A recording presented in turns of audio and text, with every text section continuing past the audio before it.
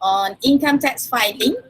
Alright, so the second session is more of a practical part, alright, where we actually looking at the e-filing form, yeah, and then look at the example, and then we can have a lot more questions, and yeah, if you have, then hopefully we'll do our best, yeah.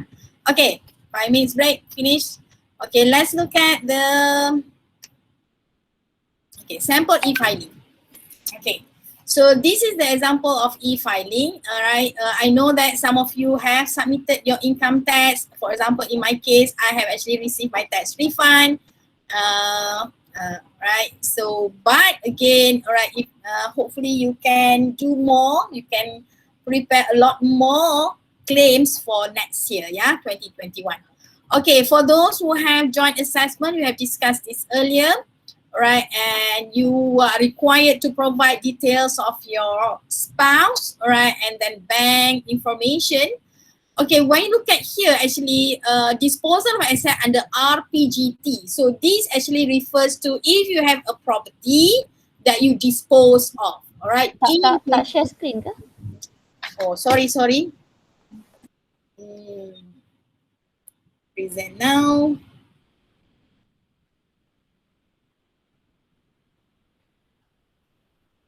Okay. All right, so this is the first page of the e-filing. All right, so this particular, right, disposal of asset under RPGT here, yeah. So if you have any property you dispose of in 2020, so you have to inform that, all right, because you see that what we are doing now is income tax on income. You're talking about income from employment, dividend, rental, all this. But real property gains tax is on another act, RPGT Act. This one is under Income Tax Act. So it's two different acts, but it's under the same authority, which is the Inland Revenue Board, right? So if you had disposed of any property, you have to mention it here, right? But katalah you kata, tak nak, I don't want to mention lah, right? You put zero ke, but they will have that information. So rather than they audit you, but you tell the truth lah, yeah? RB, they have this database that can get all the information from everywhere, okay? So don't play, yeah? Do you have any financial accounts, financial institution outside Malaysia? So this one also you have to declare if you have any, right? So they are very serious about all this information. Disposal declared to lembaga hasil, yes or no? So just now, if you don't declare, right, then, right, because upon disposal of your real property, all right, this is another topic, all right, if there is a gain on the disposal, then the gain is subject to tax, yeah, and the tax rate depending on the holding period. So you have to, but because if you dispose of through tax agent, any property agent, all right, they normally will do the RPGT submission, right, to lembaga hasil. They should know their responsibility lah, yeah. Okay. All right, so here is incentive, right? Never mind. Okay, then we have here statutory income, right? So, all right, remember that the first one is on the statutory income. So when I say statutory income, you refer to income, your gross income minus all expenses, yeah? Gross income minus all your expenses. So let me share you here, right? So we have a scenario here where we have information about husband and wife, yeah. We have Mr. John and Madam K, right? This is just an example, yeah. I just put the figures here. All right, so you see that, all right, salary, here we have the salary. Husband only have one type of income, which is salary. But the wife, all right, dia ada banyak income. Salary ada, buat ada part-time, all right, and then dia ada membership. Right, for example, here professional membership, all right, CPA membership ke, MIA, whatever. So in this case, that when you have your professional membership, you can actually claim that amount, right? If it's not covered by the firm, all right, then you can claim everything. There's no limit, all right, whatever incurred is deductible. All right, then you have what we call your adjusted income. So in this case, what we call just now the statutory income lah. Right here, we can also call it as a statutory income from your employment. Yeah. So what amount should we put? We only put that 112 252. So where do you get this 103 just now? From the EA form. Remember the EA form just now that we have? So that is example of the EA form. Then we plug in that amount, taxable income, but we claim whatever deductions which is allowable. So from that 103, we only bring, oh sorry, because you ada additional income kat sini, ya, ada part-time income. So that's why now your income ada higher lah. It's not as per your EA form.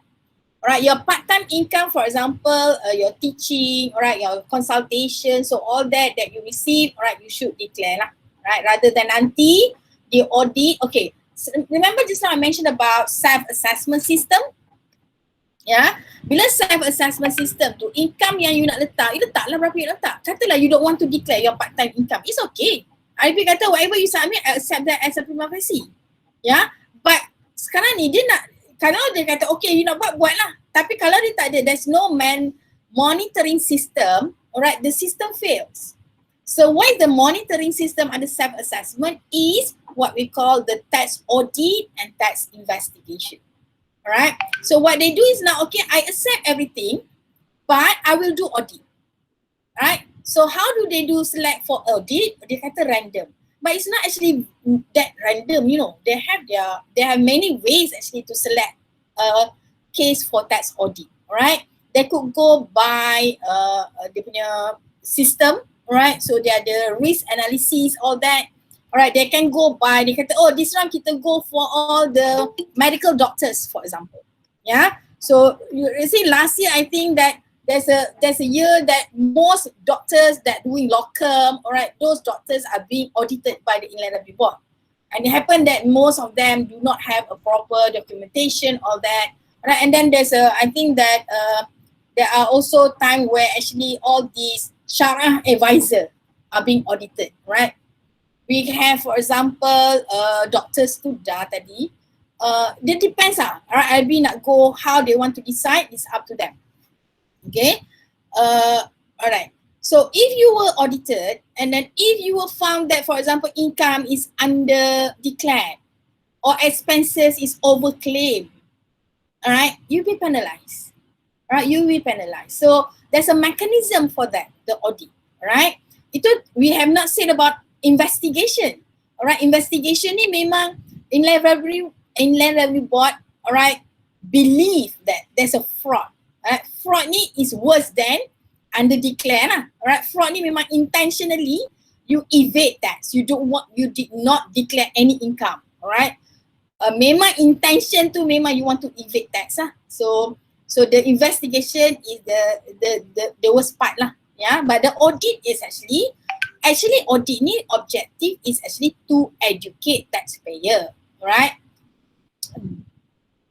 Educate, but it was seen as a penalize, right? Penalizing the taxpayer, right? But actually the main objective is to educate, right? So this education is more bila Inland Revenue Board audit companies, for example, alright, so they will look into the accounts, yeah, so whether the amount of deductions is correct or not, alright. But similarly, for example, okay, bila cakap pasal audit ni, there are two types of tax audit, yeah. RB, they can call it as a desk audit and field audit. So for individuals, mostly they call it as a desk audit. So what happens if you are being audited, they will send you a letter, alright. Normally now dia ada hard copy and soft copy juga, yeah. They will send email to you as well. Alright, you are being audited. And then tell you audit for year 2017, 2018, 2019. They can audit 1 year, they can audit you 3 years, they can audit you 5 years, right? Because the time bar is 6 years. So katalah they audit you 2017, 18, 19. Then, alright, they tell you, okay, they want what kind of documents. So normally they just say that, okay, I want the documents, provide supporting documents for all expenses claimed under relief.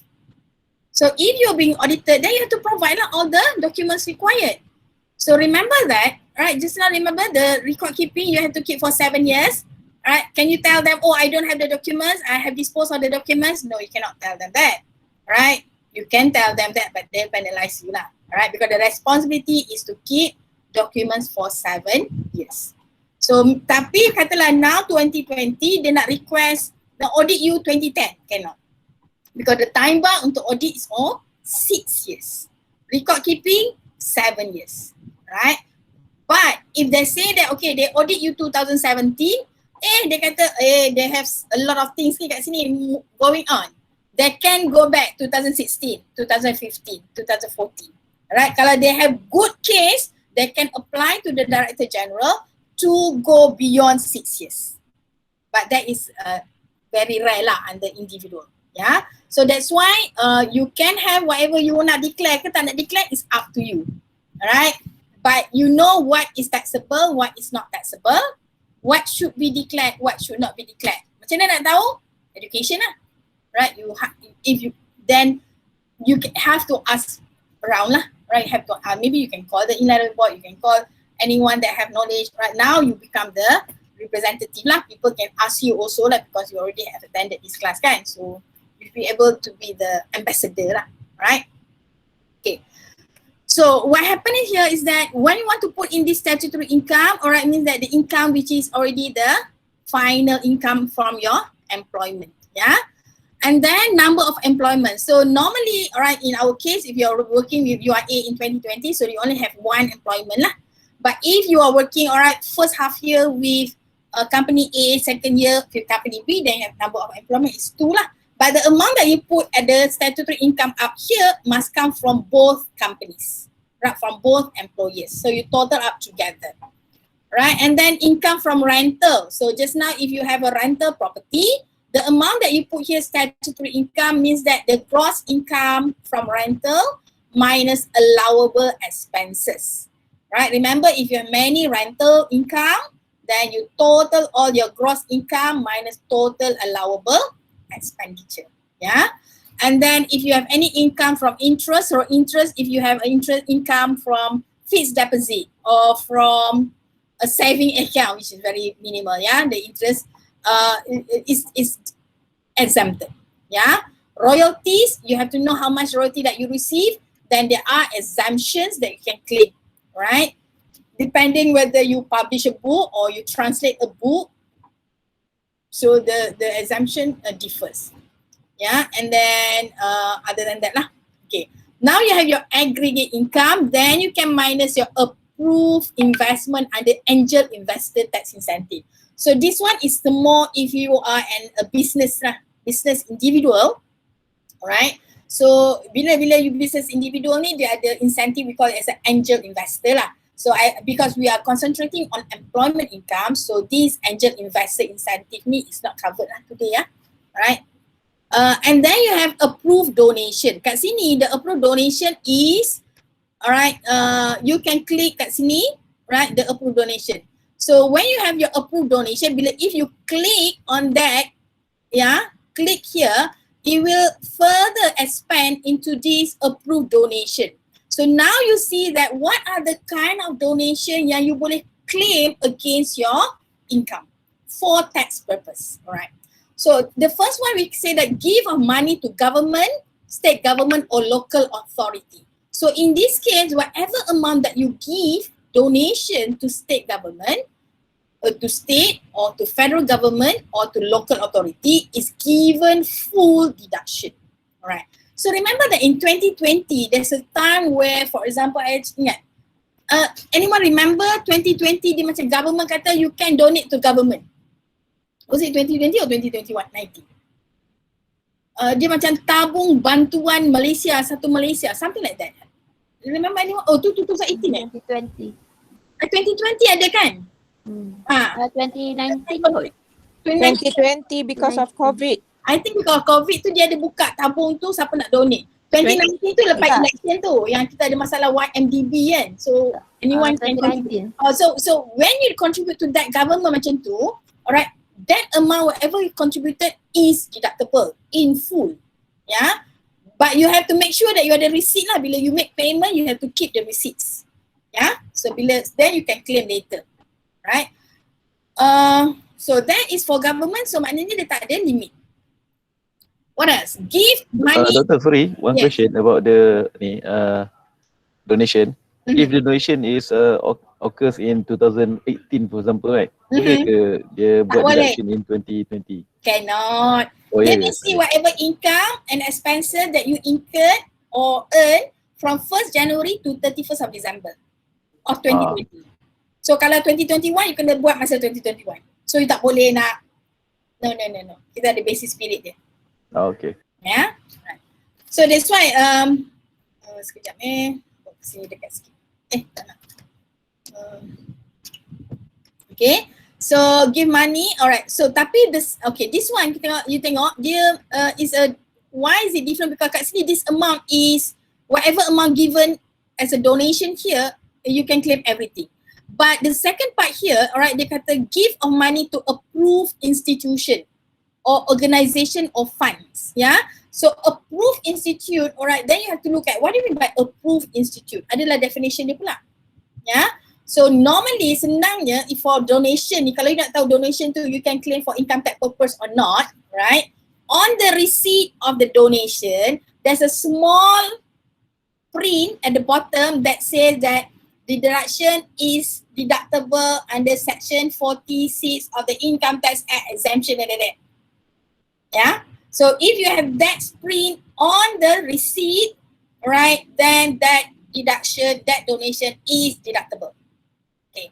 So how do you know? Of course, because how that receipt ada, why we have receipt yang ada that small print, ada yang tak ada, because in order for you to claim for income tax purpose, right, the company or the organization that collect donation, they must request from the Inland Revenue Board. Alright, then only when they get approval, then only whatever amount donated is given as a deduction. Alright, but in the case of institution, right, of course the institution must be registered with the Inland Revenue Board lah. Alright, for example, alright, we're talking about universities, alright, most universities, school are approved institute, right? They have a list, alright, in the Inland Revenue Board punya website, there's a list of those kita panggil apa? Approved institution lah, alright, you boleh type. Kalau UIA, you can find International Islamic, it has to be a University Islam Antarabangsa, right? So bila you ada kat situ, dia akan bagilah you punya number of approval tu bila-bila. So if you want to collect under UIA tu, maknanya you have to make sure that that small print is there, yeah. So that's why kadang-kadang kalau otak yang nak claim tax ni kan, ni ada tax reduction ke tak ni? Kan? Kita nak donate, tapi kita nak donate smartly lah kan. Nak donate tapi at the same time dapat tax deduction, yeah. So that's why I always say that you can also inform your students. For example, if the students are doing ethnic activities, right, they need to collect donation from companies, for example, right, kind of sponsorship or whatever, right. So you can tell the student, right, inform the company that donation to to the university is given as a tax deduction to the company, right. So that's why many companies actually don't mind to donate to or to sponsor, to give scholarship or sponsorship, right, to students' activities. But make sure that, all right, the money is addressed to the university, right? If it's addressed to, for example, club debate, for example, right? So you must make sure that that debate is under the university lah, the debate club, for example, yeah. Then only the company that donate can claim as a deduction. Right? Okay. Money or cost to kind project national interest approved by Minister of Finance. So all these things which is approved by Minister ni semua you can get deduction lah, alright. But this the new one, give of money in the form of wakaf to religious authority, religious body, public university, or give of money in the form of endowment to public university. So this is the new one lah in 2020. Alright, previously we don't have that very detailed. Alright, we're talking about wakaf endowment. So for example in IUM we have the endowment punya endowment apa ni? Endowment unit lah kan. So if you contribute to endowment unit, so that amount is given as a deduction. Yeah, alright. Give of okay. So but this 1, 2, 3, 4 total here is restricted to 10% of your aggregate income. So there's a restriction juga. Kalau you nak donate banyak-banyak, right? You cannot claim everything, right? Because why this amount 1, 2, 3, 4 in total here is restricted to 10% your aggregate. What is your aggregate income? Yang tadi itulah kat atas ni. So katalah your aggregate income, alright, let's look at here. What is your aggregate income? Assuming that in my case 112,252 or in Mr. John 271. So 10% of that maknanya berapa? 27,000 lah. Banyak lah kan. Nak donate 27,000 no problem lah. Donate 2290 je. Right? So you can actually donate a lot more lah. Right? But there's a restriction of 10% because there are the case, right? There are the case whereby previously ada company, alright, whatever money yang dia ada, dia akan donate everything, you know, to another company. Right? So bila dia donate everything, they claim that as a deduction. So revenue dia punya tolak all the deduction, dia tak ada bayar tax lah this company. So because of that case, alright, then the government come up with this restriction that if you want to donate, alright, there's a restriction of 10% of your aggregate income. So you can't donate everything lah. Yeah. Sorry doktor, Yes. orang yang the person who received that donation, is it not taxable? Tak. So okay, kata you terima donation. You nak fall into which income which is taxable? Employment. Donation tu fall tak into category of taxable income? Tak ada kan? No, yeah. So bila you dapat income tu, you kena tengok income ni fall kat mana? Business ke, employment ke, unless you punya business tu is collecting donation kan? Itu business income lah, lain lah. Right? Macam for example, we do have NGOs kan? Tapi dia ada exemption pula NGOs. Tak semua income dia is taxable. Tu another topic lah. Yeah? But if you as an individual, you receive donation, it's not income which is taxable. Okay, understand. No wonder people create yayasan. Ya, tapi yayasan pun nanti ada topik lain tak trust lah. Okay. Okay, thanks doktor.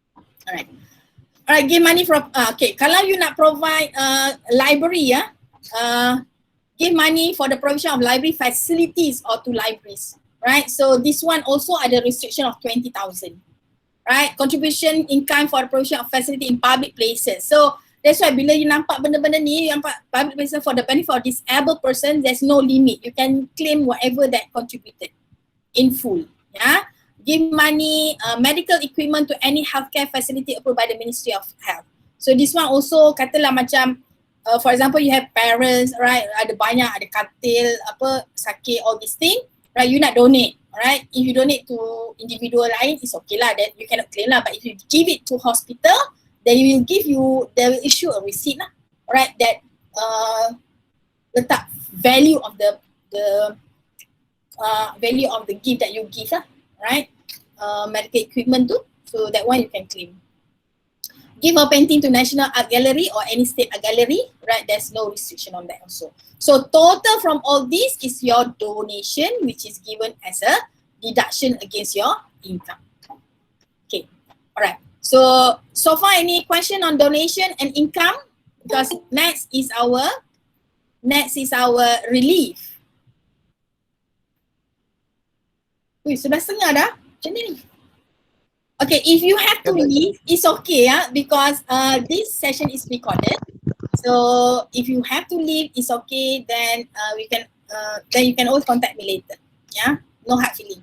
Sorry for zakah. Yes. Abroad, if I doing zakah in my country, so Yeah. it will not be included? No, because zakat, the one that do you have receipt for that? Yes. I think that Fatima, can you please check if you have receipts from zakat from outside Malaysia? Is it claimed as a rebate? Okay, Kak Wan, jap ya. Thank you. Okay, my colleague will check. Okay, thank Right? you. Because normally individuals that come to see me is that they give zakat on their own. Right? They don't pay zakat to the agency, but they pay zakat to the individuals, right? To the asnaf, for example. So because giving out that zakat, you don't have receipt for that, you cannot claim. Yeah, but in your case, you give zakat and you have receipt.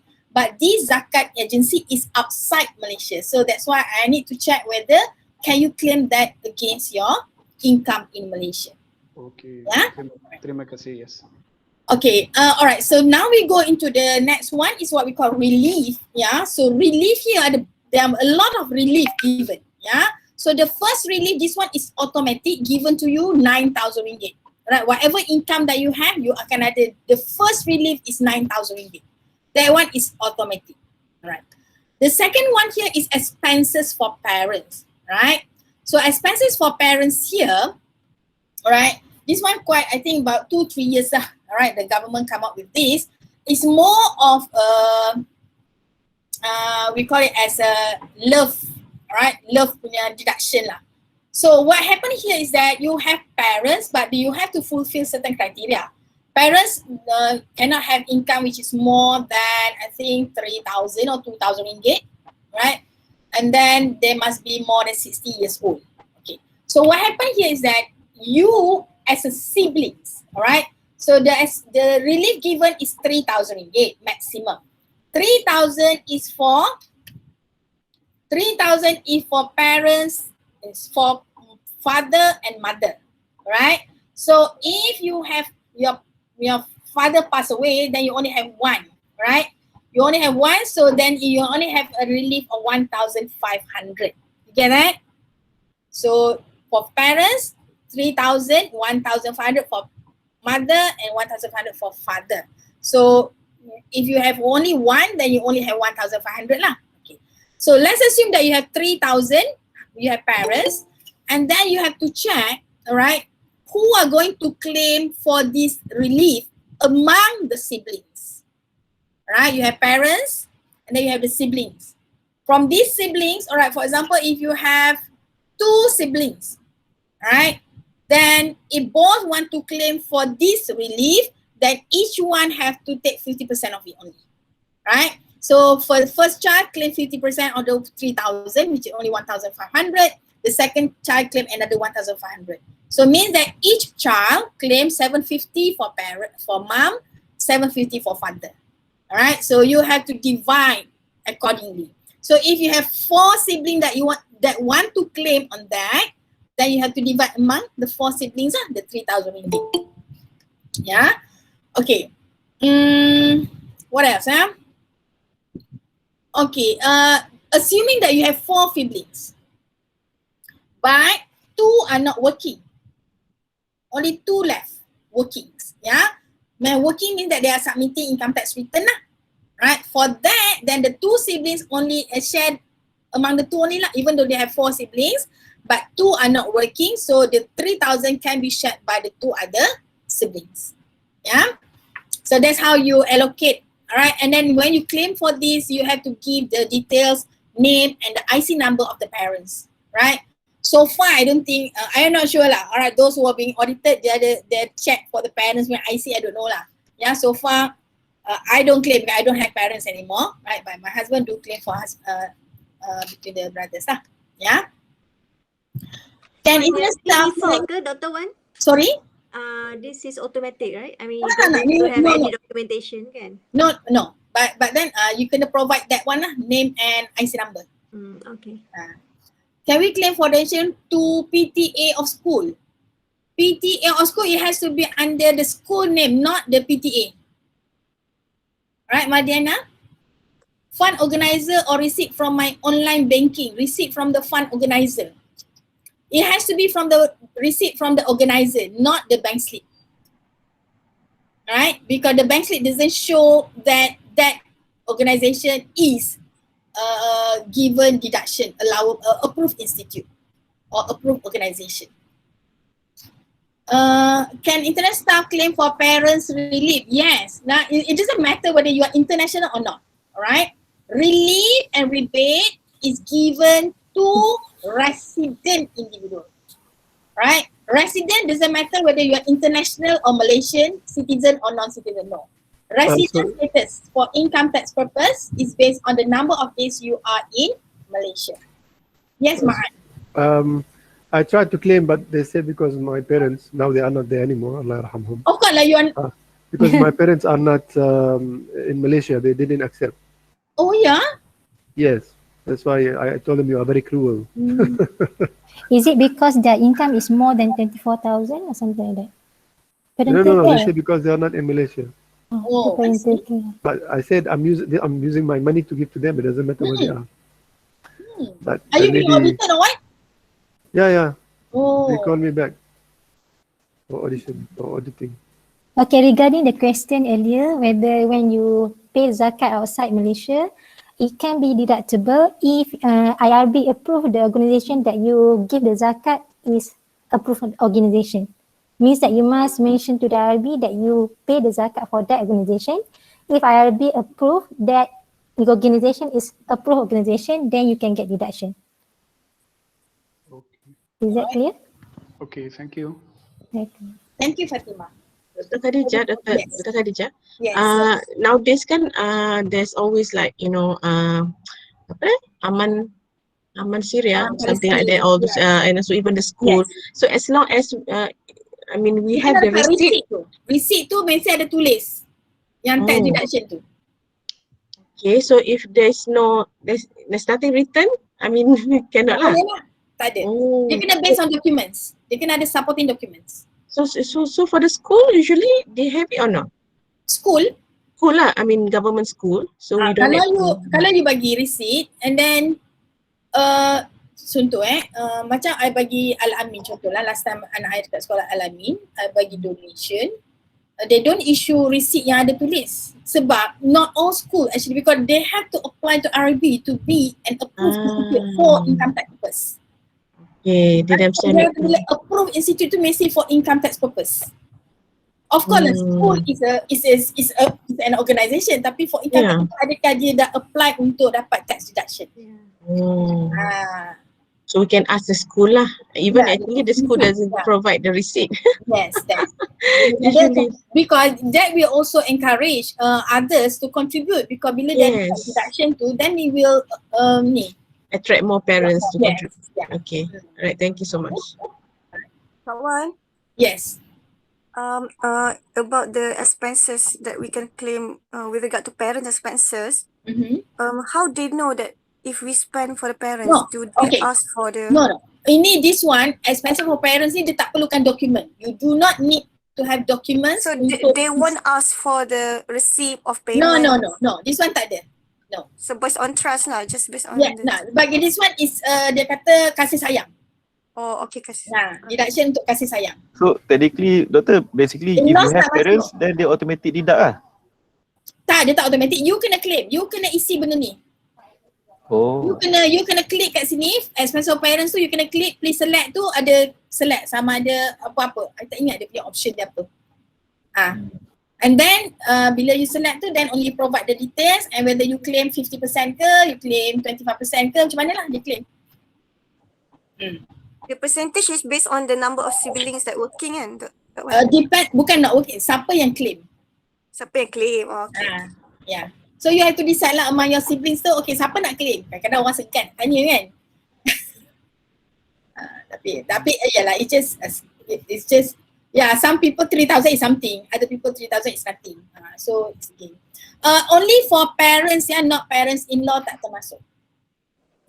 Not parent-in-law, Ahmad. But that one there is a criteria for you to claim, right, Kawan? Because 2,000 income. What's the criteria?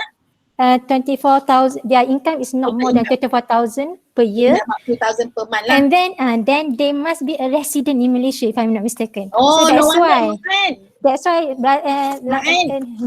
that's why yours is rejected, because the parent must be resident in Malaysia. Any other condition? Only two conditions. And their parent is more than 60 years old. 60 years old. Okay, so now annual income must be at least less than 24,000, must be Malaysia resident and 60 years and above.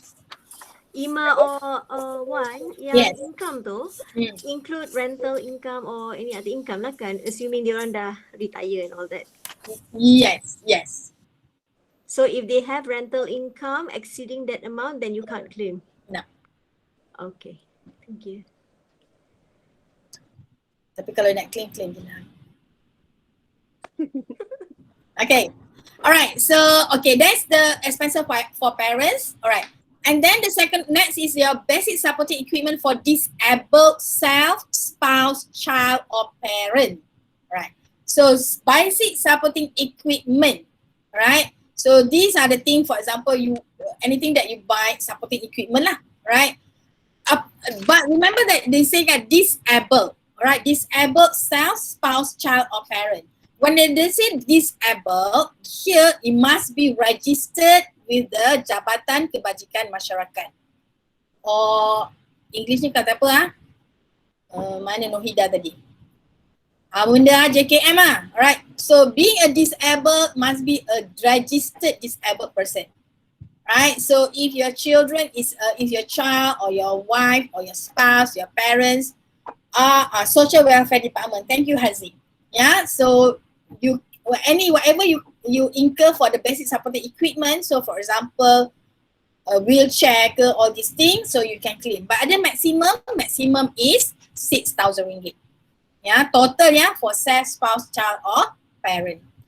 But more importantly, must be disabled, which is registered lah. Itu yang susah sikit. Yeah, right. Disabled individual. So assuming that the taxpayer in the case of self-assessment, separate assessment, right? If the taxpayer, alright, is a disabled person, there the additional, alright, relief of 6,000. Yeah. So this one automatic you claim 6,000. Tak ada nak receipt in your ID. Memanglah disabled tu must be registered, yeah. Okay, and then education fees for self. Okay, infonya tak ada kat sini. So education fees, right here refers to, for example, if Fatima, can you please help me read the details of the education fees?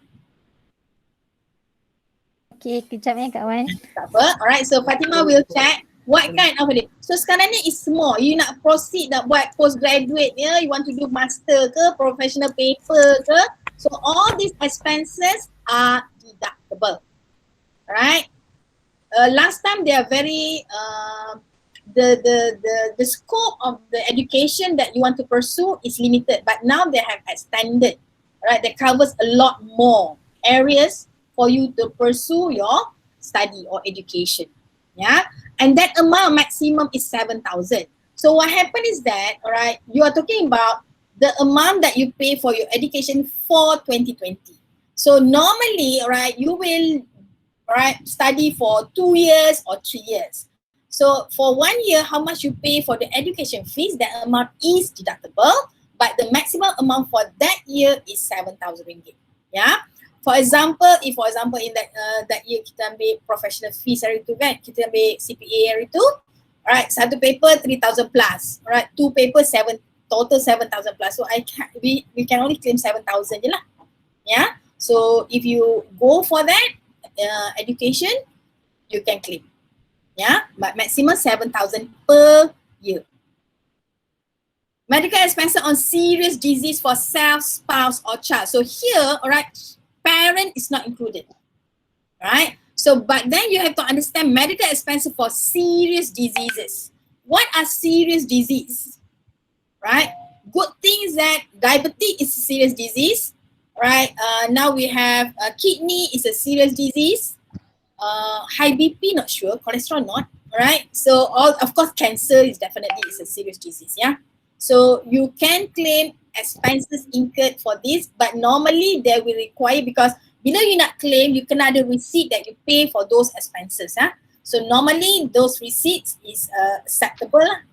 Normally is from the hospital or any of the medical treatment that you are taking. Yeah, so that expenses is deductible, and the amount maximum is again 7,000 ringgit. Salah. Medical berapa maximum? Education tadi tu kan? Yes. The education just now dia kalau macam sekarang ni term training dia masuk tak education? Macam sorry, kita nak education training yang related lah. Training, professional training macam yes. Coursera sekarang banyak. Yes, boleh. And nanti kita Fatima will check further. Dia akan baca benefit. Okay, I will read.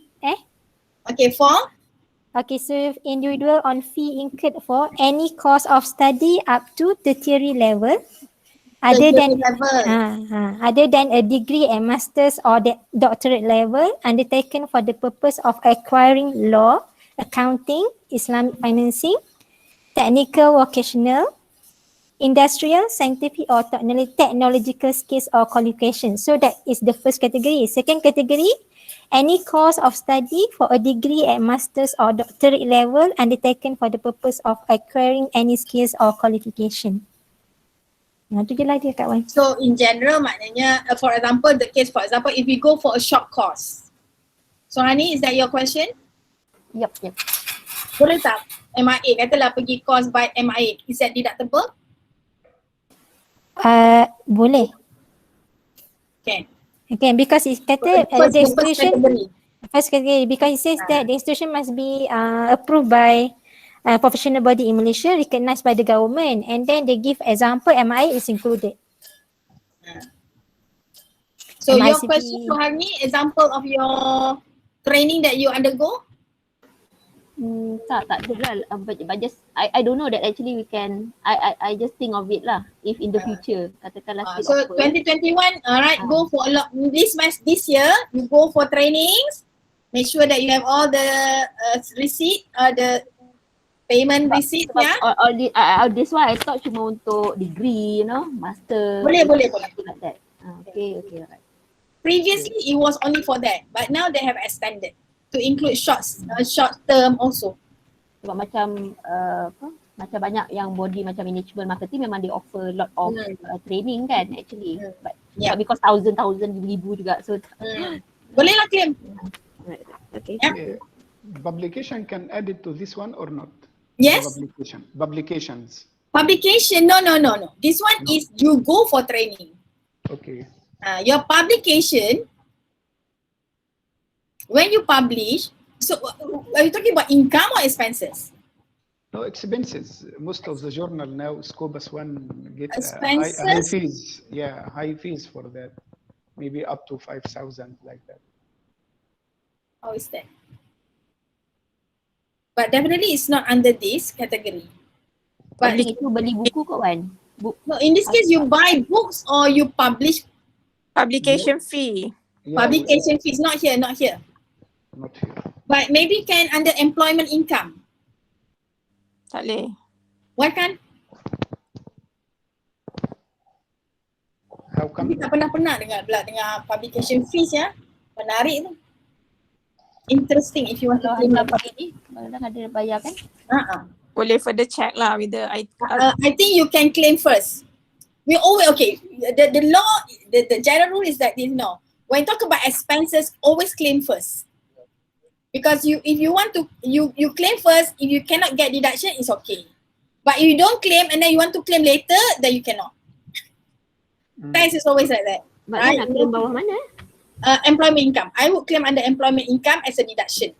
Expenses incurred in relation to your employment. Because your nature of work, you have to publish paper, and for that you have to pay for the publication fees. For that, try to claim under employment income. Alright?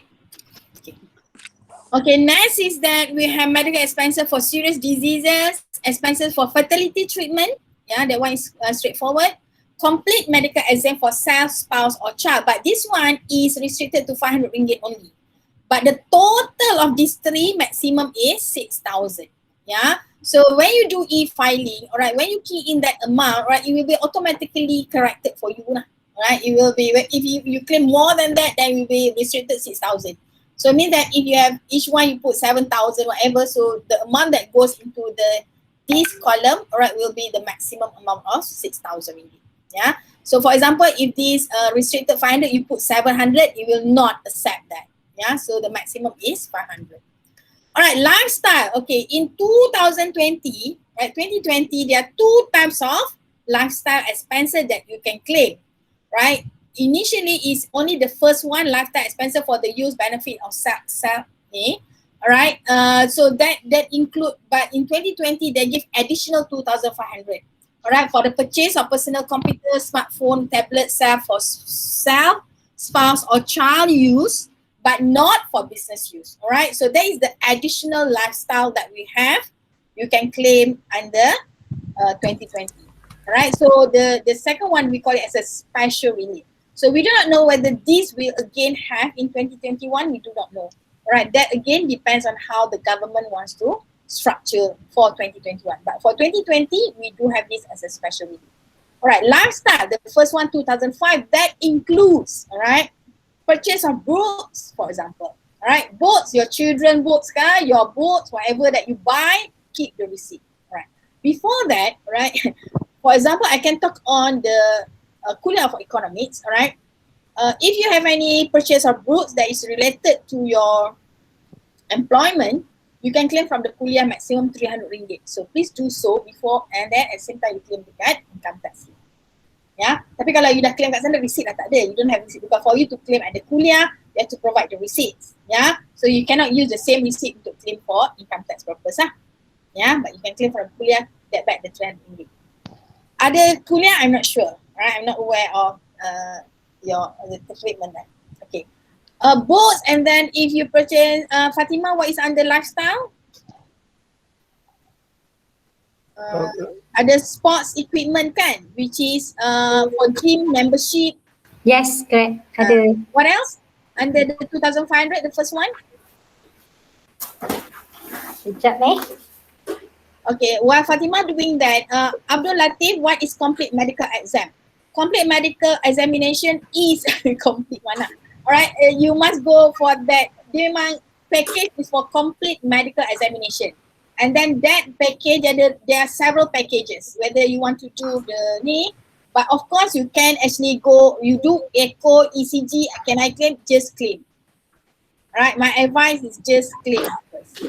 Then you provide that. So that will, tapi dia nak complete sebenarnya tau. Alright, complete medical exam. Unless when you do your echo ECG too, you ada that package, alright, then okay. But when you do echo ECG, are you actually having heart problem? Because that could be fall under disease medical expenditure. Yeah, so that could fall under just now the medical 6,000 medical expenses on serious disease. So if you already diagnosed, right, with that, then you can claim under. Doctor, how they define serious disease, doctor? Sorry? How they define serious disease? Ada, you boleh klik kat situ, dia akan keluar. Apa serious disease? Dia ada kat situ. Fiza maybe nak check serious disease apa? Kak Wan, regarding the lifestyle earlier yang tanya tadi, dia termasuk buku yang macam Kak Wan cakap, journal, magazine, printed newspaper or other similar publications. Alright. Personal computer, smartphone or tablet. So this one Kak Wan pernah mention. Sports equipment for any sports activity. Tapi tak termasuk motorized two-wheel bicycles. Okay, so next one, gym membership and monthly bills for internet subscription. Alright. So just now that answer siapa? Muhammad Abdul Alif? Salah. So Fadilah. Siapa cakap pasal internet? Okay, Muhammad Haziq. Ya, internet under tu internet bill tu under the first 2,500. Okay. So what happened is that because in 2020 you ada beli, you memang ada, alright. Internet ni kalau you ada Unify kat rumah, right? For example, Unify at home, you bayar berapa? 100. Let's say lah RM100. RM100 dah times 2 dah 1,200. Lepas tu tak kira lagi you punya handphone punya bills. Handphone mesti ada internet kan? So most likely, alright, the first 2,500 tu you will be able to claim that 2,500. But remember that I'm not worried about my Unify ke apa sebab benda tu ada online, right? Kita ada online punya apps tu kan. But the books semua tu you need the receipt. Keep the receipts. And remember that when you keep the receipts, right? Sometimes the receipts tu the one the kind dia panggil dia punya material, the paper tu the licin one, you know. Alright, so after some time the printing will get blurred, right? Thermal paper. Sorry? They call it thermal paper. Okay, thermal paper, thank you. Alright, so the printing is not permanent. So what I suggest, if you have that receipts, right? So you can put the receipts into one A4 paper together, a few receipts, right, put together, and then you photocopy. Alright, that photocopy is a permanent punya prints rather than the thermal paper. But the thermal paper must be kept also, put together lah, right, and in your filing. Otherwise, you just scan then you put that under your soft copy. A few questions on this matter. Yeah. You mentioned about the phone bill. Is the phone bill considered on the internet? Yes. Provided the phone ada internet lah. Yeah. Can. So it can, is it? Okay. Yes. That's new for me. Okay. Another two things. Yeah. For Unify, because when they did auditing that time, they did not accept the whole bill, because in Unify they divide the bill into three components: the internet, the TV box, and the phone. So they only allow me to claim for the internet. Yeah, memang. Yes. Yeah. Sebab that the internet portion tu yang fall under the lifestyle tu. Yes. But, not the phone charge tu. Not the phone. I changed to time. You have to divide lah. But Yes. but sometimes contohnya katalah ambil postpaid, right? For example, in my case, handphone postpaid tu, sepatutnya because that covers internet, everything there. And I'm not able to separate, katalah like RM90 per month, for example, right? My phone bill. I cannot separate, RM90, 80 is for internet, 20 for calls. No, I can't do that. So the whole thing is given as you can claim under lifestyle. Okay, thank you. The question on the lifestyle, because they have now the additional one for buying computers, for example. Let's say I claim for internet, say I claim 500 from the first lifestyle. Okay. Now the computer, can I claim it from the second one? So yes. So I don't have. It doesn't have to be 2,500 the first one. Then I can claim the second one 2,500. Is it? No, but no. You can claim this because if you have, for example, 2,500 in the first one, right? So you already have claimed 500 for your internet. So you have balance 2,000. But your laptop is 2,005. So you claim the laptop under the second category. Can, is it? Yes, can. Yes. So you look for more lah 2,000 to nak cover from the first category tu. Okay, all right. Right. So that's the special lah. About 2020, you have additional 2,005 that for laptop everything lah. I think because of the MCO, COVID, everything lah. Okay. How about full medical checkup? No diseases. That's why lah. That's why the Fadila. That's covered under medical. That's why the government wants to encourage people to do medical checkup before you are being contracted, right? So do medical checkup. Okay, we suggest. Okay, you do full medical checkup. I give you RM500, right? So all this relief and rebate is actually to encourage, right? Because government use tax to encourage certain activities or to discourage certain activities lah. Those yang activity that encourage, they give more, right? The one yang smoking, everything ni, okay, the tax rate is very high. So that's how we use tax lah to monitor the activities. Kawan, yeah. For this medical checkup, full medical checkup is maximum 500, right? Kan? 500 kan? Yes. It's not 6,000, right? No. Medical checkup is 500. 500 only. Ni kan medical checkup ni, mana tadi? Complete medical exam ni maximum is 500. Bukan dia naik ke 1,000 hari tu last year For 2021 lah kot kawan. Is it? For 2020 not yet. 2020 here is 500 lah. Yeah, 500. Medical expenses is up here, right? Tu lain. This one is medical. Ni serious disease ni lain. But total here is 6,000. Okay. Alright, we really see forward. If you are going, we have extra insurance, private insurance with the Kulliya here. Where do we to put it? Okay, the insurance that you pay to the Kuliah, the medical insurance, is it?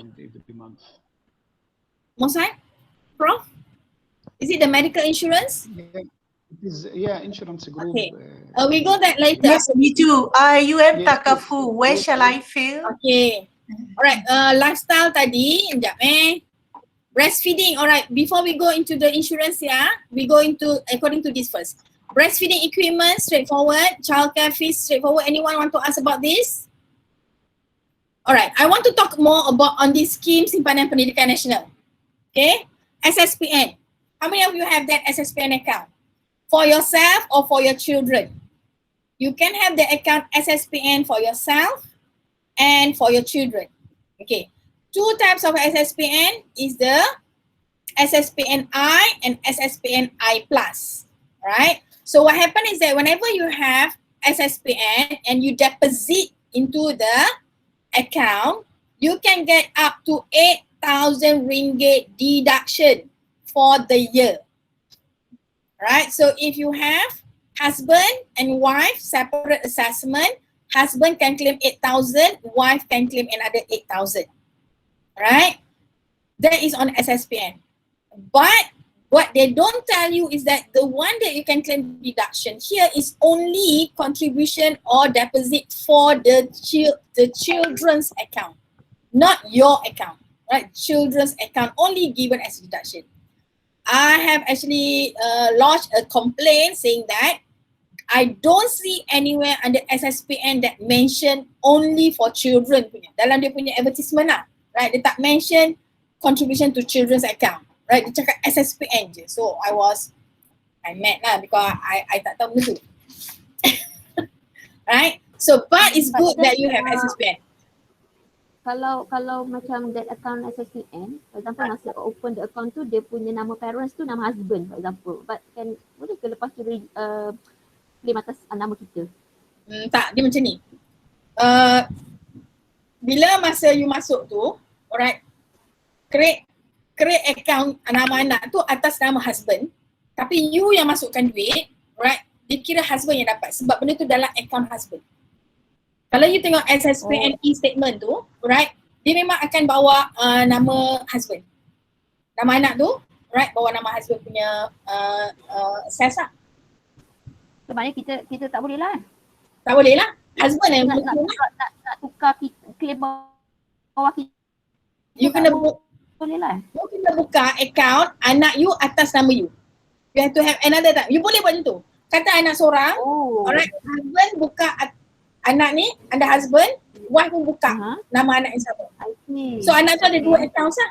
But satu ada so kalau you nak claim, you buka satu lagi and then dia ada account number lain lah. So whatever you masukkan, you boleh claim. Alright. Okay. Alright. And remember that it has to be the net saving. Yeah. What happens is that normally what I do, okay, there are two types, yeah, SSPNI and SSPNI plus. SSPNI, right, the amount that you can put into the account anytime throughout the year, right? So what I normally do, I will put in somewhere in December, right? Because I will do my tax com everything before year end and then I see, kat mana, which area yang so because I will do this, mana punya Excel tadi? Right, I will do this,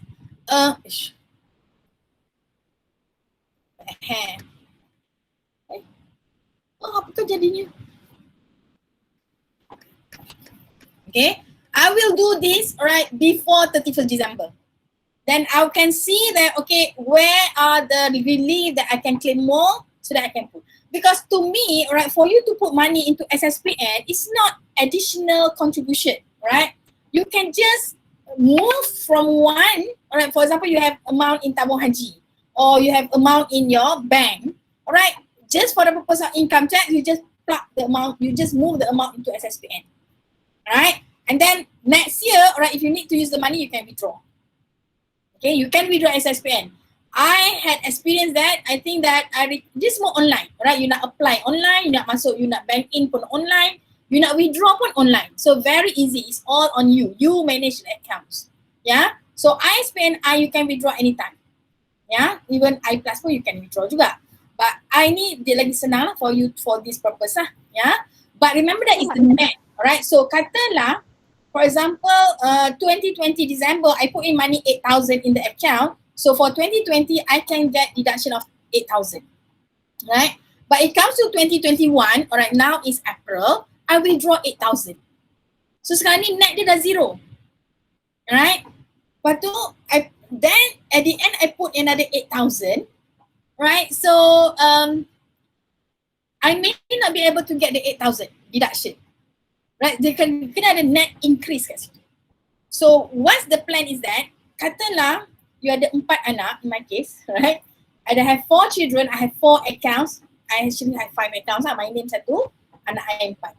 So what I play around is that, alright, I put money into katalah 8,000 kat sini. Right, so for that year I dapat 8,000 from this account, right? Next year, I put 8,000 kat sini. So kalau I withdraw from here pun is okay because I punya addition is in this new account, right? So you can play around so that you can maximize your tax deduction from SSPN. That is SSPNI. Anytime you can put in the money, right? But SSPNI plus, right, is different because you have to contribute on a monthly basis. Yeah, you have to contribute on a monthly basis. And that SSPN plus is good because they are the life insurance portion there. Right? They are the two portion. One is the saving, one is the life portion, life insurance. Right? So there are package, for example, you have Nilam, Zamrud, Berlian, whatever package lah. So you can choose which one you want. Right? The good thing is that insurance here is the life insurance. Yeah. So remember that now, all right, the RIB for the life insurance and the kat mana so EPF and life insurance mana ni kat sini, sorry, life insurance and EPF here dia dah pecah tau. Last time you can claim maximum 6,000, but now they have increased to 7,000. But the key is that EPF maximum 4,000, life insurance 3,000.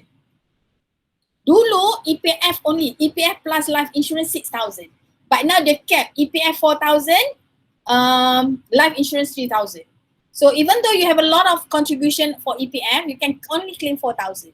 But if you don't have any life insurance, you cannot claim that 3,000. So you are losing actually, right? If you don't have life insurance, because you can only claim 4,000 instead of 6,000 previously, right? But now, tapi kalau you ada life insurance, it's okay lah. You can claim 7,000, right? So the SSPNI plus, all right, that are the life insurance there, right? So that will help you to increase more of your life insurance under this. Okay. Prof, yes. IUM Takafu, where shall I claim the That is IUM medical. Takafu for the family? That is medical. Oh, Insurance. under medical, not life insurance. Yeah. Not life insurance. No, Okay. that is Thank you. medical. Okay. All right, SSPNI plus, all right, tell your other friends, okay, for you to apply for an insurance now, all right, it's where you have to go for medical checkup. If you're not healthy, all right, they will not insure you or the premium will be very high, all right. So what is the option for those yang memang dah ada medical history, all right, especially diabetic, blood pressure and cholesterol. 3 serangkai. Yeah? So what happen is that they will never be able to get insurance lagi sekarang, right? So what is the option? Can go for I plus, because you go for I plus, SSPN I plus, there's no medical checkup that you need to go. You can just apply, right? So for those that requires insurance, life insurance, because there are the condition, medical condition, but tak boleh nak apply insurance, you go for SSPN I plus, right? But you have to choose which one is the best option, the package or the few package. So you go which one that depends you nak saving ke you nak insurance, right? So do some research on that. Yeah. Okay. Alright. Pukul 12 lebih dah. Okay, education and medical. Okay, before we go into that, we have private retirement scheme and deferred annuity this year.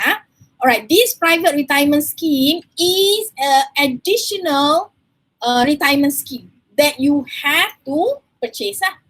All right, so private retirement scheme, again, government nak you have additional retirement punya savings lah. So on top of EPF, you ambil PRS. So the PRS, all right, private retirement scheme, the maximum given deduction is 3,000. So for you to utilize the 3,000 tax deduction, you only have to have 250 ringgit per month PRS, right, contribution. So where to get this? Normally you are the insurance agent kan? Normally they do sell PRS or your trust manager ke trust fund manager, normally lah CWA ke apa, dia ada PRS right? So with the 250 ringgit per month, for your retirement, right, you have 2 accounts. Satu EPF, satu is the private retirement fund. So if you're still young, all right, go for it because the compounding is very good lah for you because you have a long period before nak pergi retire. Alright, for example, in our case ni dah tinggal less than 10 years pun nak retire, but it's still not too late lah. If you haven't got your PRS, you can always have that as another option, alright, for you to have your for retirement claim as well as for your tax deduction. Okay, then alright, we have the next condition is the education and medical insurance. The Right. retirement scheme should be in Malaysia only, or you can have another one back No, home? it has to be Malaysia. Okay, thank you. Yeah. Okay. Would heart problem considered by, yeah, because SSPN I plus dia tak ada, you don't need to provide your medical history, tak ada medical check up, no. You just register online je. You pergi je SSPN I plus, buka account, your plug masuk duit. Dan you pilih lah you nak yang mana, right? No, Aisyah, siapa boleh apply SSPNI? Anyone can apply. Alright, you can apply for yourself and also for your children. Yeah, so dia bagi 4% tau per annum dividend. Not bad lah kan?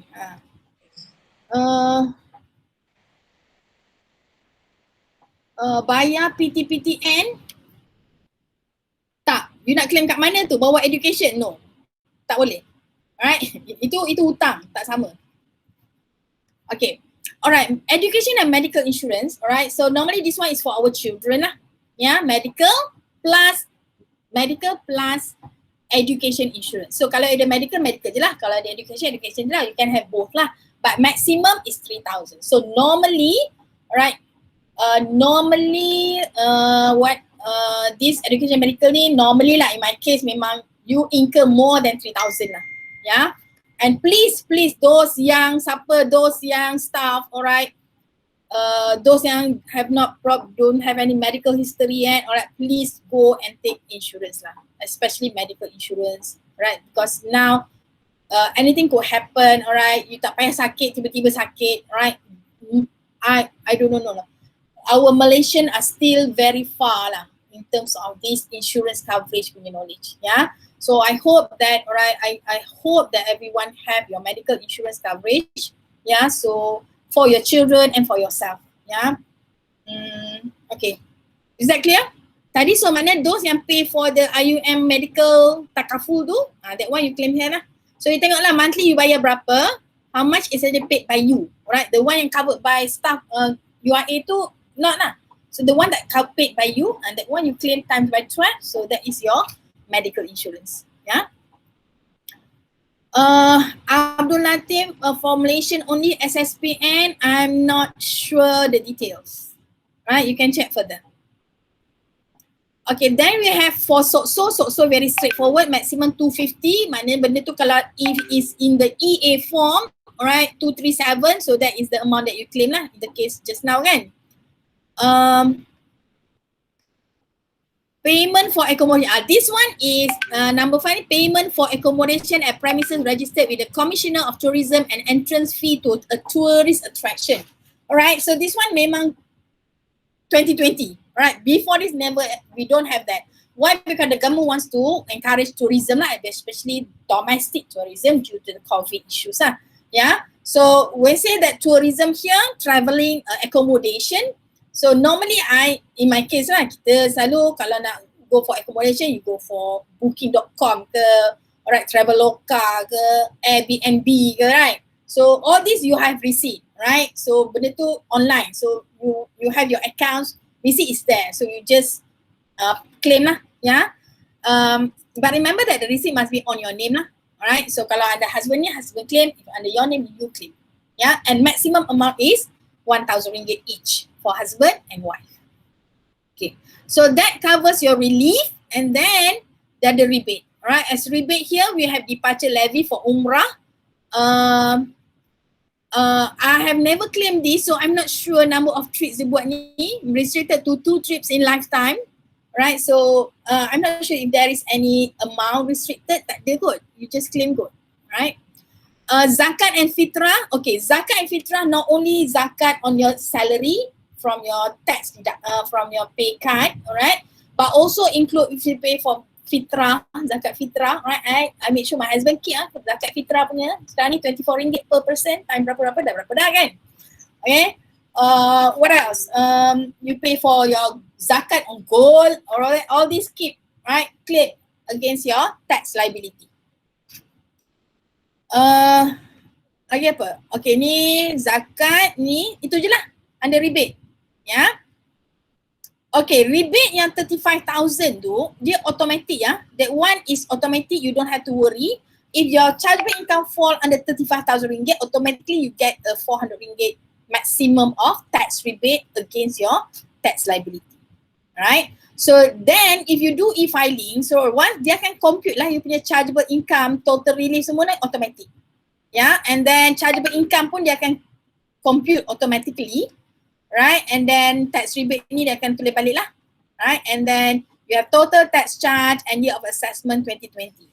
So what I want to share with you, alright, maybe I'm not sure how, right, I would love to share with you this Excel file. Alright, macam mana ada attendance form kan?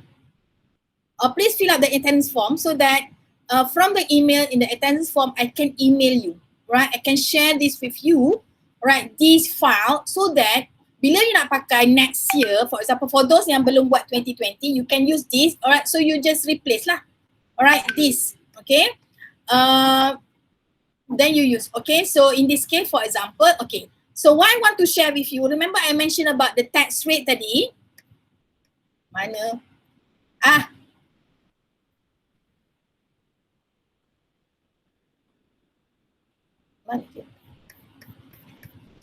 Okay, right, I mentioned about the tax rate. We always plan so that we go into the lower tax bracket. Kenapa dia macam sensitif sangat? Okay, alright.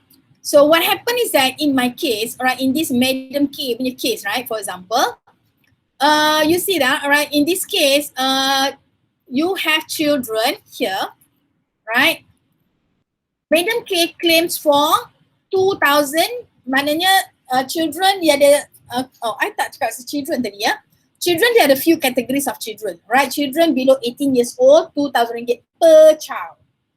But children above 18 years old are the two categories. One is if doing diploma, right, or doing any degree at university or any institution approved by the minister, the amount of deduction is 8,000 ringgit per child. Unfortunately, alright, children who is doing a matriculation or foundation, right, is only 2,000 ringgit. Alright, so the same child, alright, not the same child, two children, right, one is 19 years old, one is doing matriculation, the other one is doing diploma. 19 years old, yeah. This one 2,000 ringgit matriculation, but doing diploma 8,000 ringgit. Yeah. So there is a bit of unfairness this because my child is in the foundation. So I cannot claim 10,000 this year. Tak apa. Next year 2022 I claim 8,000 ringgit for that child. It mustn't be married. Sorry? Must not married. Oh no, unmarried child. Unmarried. Must be unmarried. You are not married cannot. No, no longer your child. Also, okay? Also for the amount, is it only my child is in private college here? He is paying a very big fees, but they only give me 8,000. How can I compensate for that? Sorry, I didn't get you. My child is in a private college here in College of Medicine in Malaysia. Yes. And I pay him a very big budget, but they only relieve me by 8. How can I handle the remaining from the tax side? Have you submitted or not? Not yet. Not yet. So you can claim 8,000. She's not married, right? He is not married. Not married, and then studying now. Yes, in Malaysia, and they got a very high fees. Only 8. I cannot increase it. No, maximum is 8,000. Maximum is 8. Even if I am paying 80, it will be 8. Yeah. It is unfair. It is unfair. I'm paying in Malaysia itself. Yeah. Yeah. That's how life is. Okay. So for these children, right, it's either claim or don't claim. Right?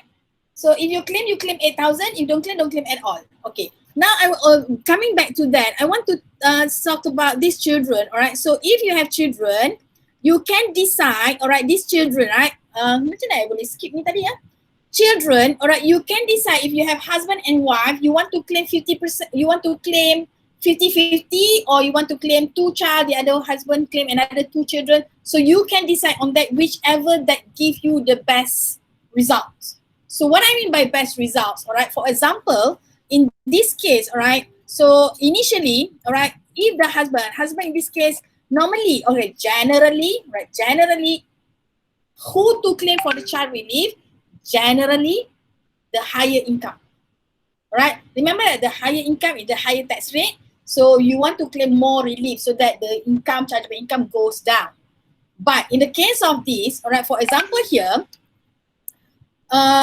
you claim, they claim 8,000, one in university. So let's see the children, one in university, one in matriculation, and a secondary.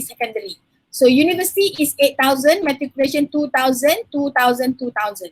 So what happens is that if the husband claims for all the child, all right, so I will just claim here minus 2,000, minus 2,000. So in this scenario, you see that, all right, initially, right, the tax payable for husband and wife, right, initially, yeah, so later we talk, all right, so we'll see here that tax refund of 12,000.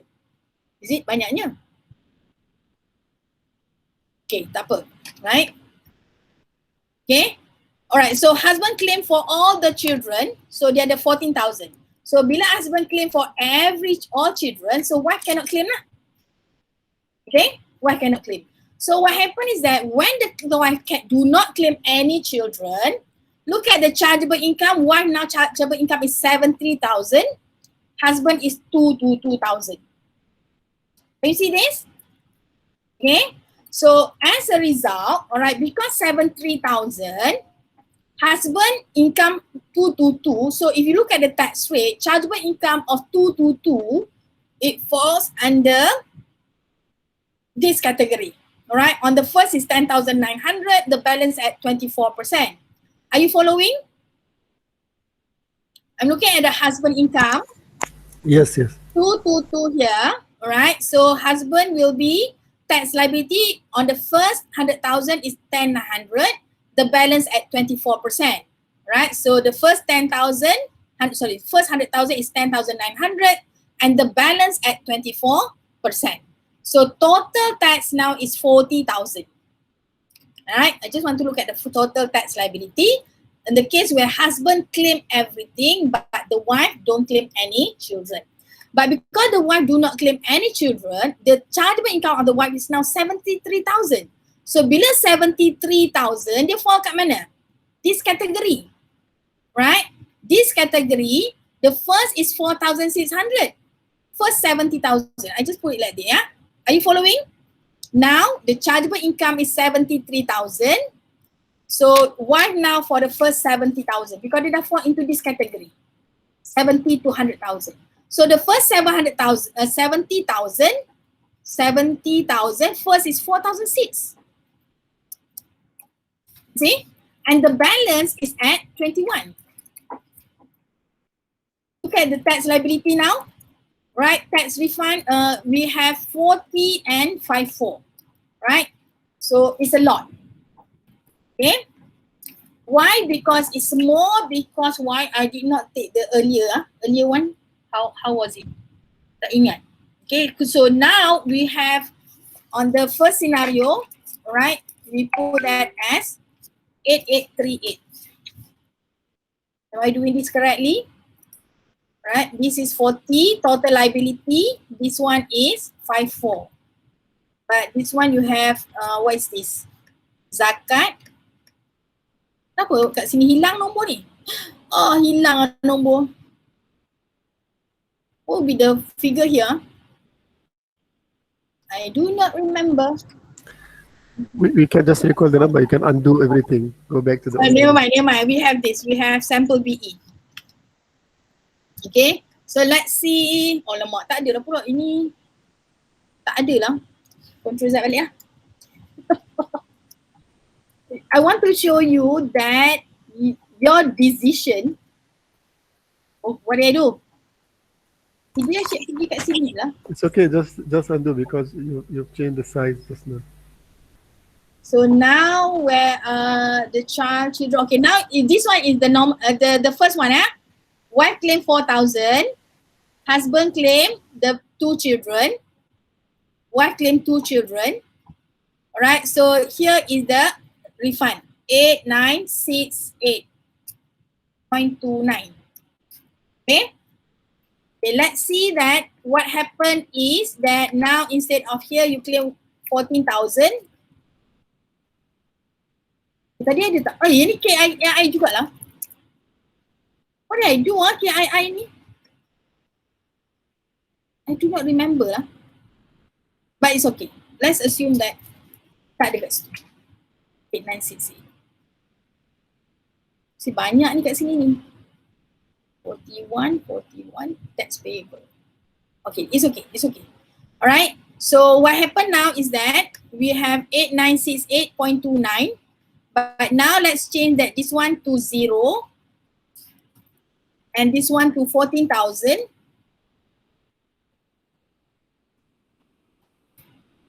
Okay, what happened here is that this one is the first 70,000. And this one is the rate now becomes 21%. So you see that how much is the tax refund? 6038. What's the difference? Can you tell me what happened? Initially, my tax refund is husband claim. If husband and wife claim, I have a tax refund of 8,900. But if my husband claim all children, my tax refund is only 6,000. What made the difference? The difference is that because I strategize rather than, because just now, all right, this 73,000 is just below, all right, just above a bit of that tax bracket. So I want to fall into the lower tax bracket. Before I was here 73,000, but if I were to claim 4,000, which is made up of 2 children, 2,000 each, all right, I will fall into the lower tax bracket. So the lower tax bracket is only 14%. All right, as a result of that planning, all right, I have about additional 3,000 tax refund.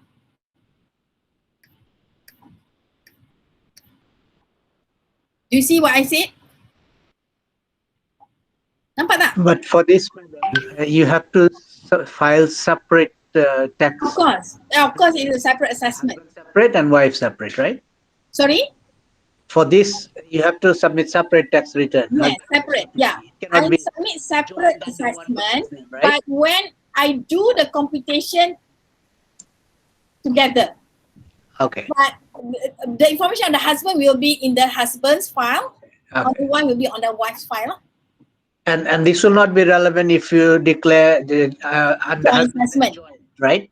Joint under husband. No. If you do joint assessment, no different lah, because only under one name claim all the children.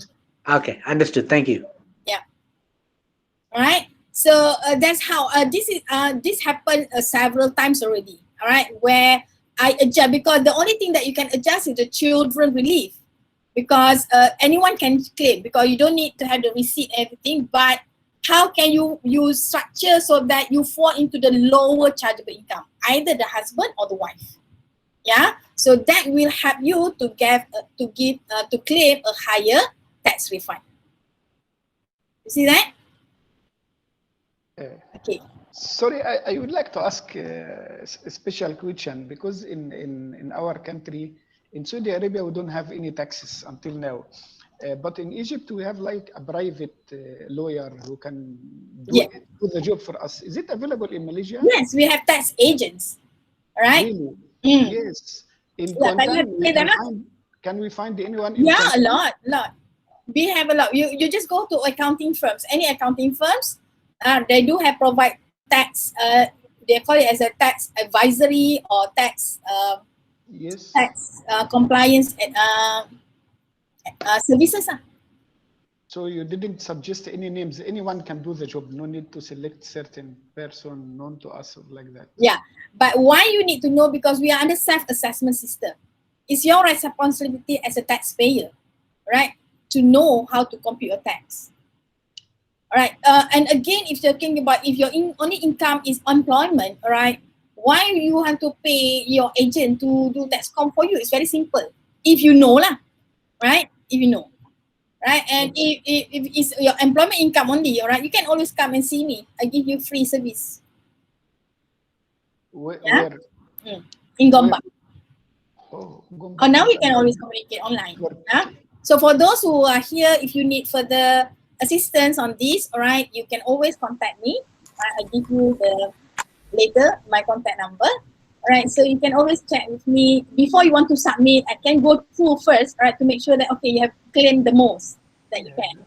Yeah. That's kind of you. Thank you very much. Yeah, very kind, really. Oh, yeah. Normally, every year actually, I only this year and last year I did not put into the IUM announcement. Yeah, so normally we do have staff, especially international staff, that come and see me to help them with the tax submission. But I think there is remaining only a few days now. Yeah, so you have online now. You will not sleep. Okay? Thank you. So you this will not is. sleep. So I want to have. What else do we have here? Mana dia? Tak ada hilang. We have done that. We have done this. eFILING done, right? We have covered almost everything, right? Especially on the computation of your income tax. All right, so this is the example of the one submitted. All right, one submitted, you will have, not this one, sample of BE form. So this is the detailed one, right? I can share so that you can see this later, how to actually make use of this, yeah? Okay, all right. I have to go back to the slide a bit, all right, just in case if you have submitted and you want to make a revision, right? It's possible, all right, when you want to revise it means that you have submitted, but then maybe, all right, you have omitted income, all right, you have not declared additional income that you receive, now you want to declare. So if you want to declare your income, then that revision will give a higher tax liability because income, right, income. But if you want to claim additional relief, for example, all right, you forgot to claim your donation, you forgot to claim some of the relief, for example, that claims will reduce your tax liability. Okay, so I have given you the link later. I share with you the slide. All right, the link here will help you to go through the procedure for you to do a revision. All right. In summary, it says that if you want to revise, that will give increased tax liability. Means that you have income under declared or expenses over claim, right? Or you have capital allowance. So this one is not applicable to individuals, right? The first requirement is that you must have submitted your income tax form on time. Means that by 30th of April or by 31st of May. Sorry, 14th of May. Right? 14th or 15th of May, I don't know. I always submit before 30th, yeah? All right, so and then because it's increased that you have to submit amended written form, all right? So if you have this, I suggest you, because you have to submit to the branch, right? So you have to go to the branch and submit the amended written form, ARF. And then together with the supporting documents, all right, and this has to be done within 6 months. So mean that assuming 30th of April, so you have until 10 months lah. 6 months until August lah, yeah, for you to revise, right? And you can only revise one time for every year of assessment. But if you want to reduce your tax liability, all right, you have to do that before 30th of April, right? For example, if you have not claimed anything, right? So you forgot that you had submitted, but you forgot to claim medical expenses, for example, yeah? So you can do a revision by 30th of April, but you have to write a letter, all right, and then describe the mistake that you made and enclose supporting documents. And this letter, all right, and the supporting document you have to bring to the branch. So in the case, for example, we are in Gombak, so you submit to your Wangsa Maju branch if your branch is in Wangsa Maju. So you have to do that manually. There's no way for you to do correction or amendment online. So that's how it is now. Yeah. Okay. So this is my contact number. This is my email number. If you have anything you want to contact me, all right. If you do not receive any of the material today, just contact me and I will email you personally. Yeah. So I think that's what we have for today. All right, it's took about 2 hours plus. Yeah, I'm sorry for the time taken, but I hope that you have learned something today. Madam, can you display the contact number again, please? All right, this one. Okay, so I hope that you will do your submission on time.